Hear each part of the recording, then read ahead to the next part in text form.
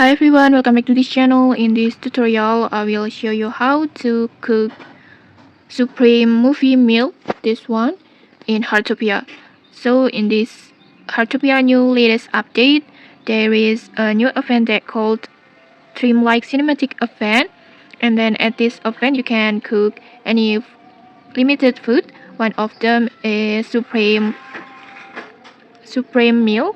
So to cook it, just go to the popcorn serving card and then tap on it and then just choose this Supreme Movie Meal recipe like this. You can get this recipe from the NPC chef Massimo. And then in here you need Springday fruit black tea and then savory double combo bucket and then any wild vegetable salted taco. And after all the ingredients are complete, just tap on start cooking like this.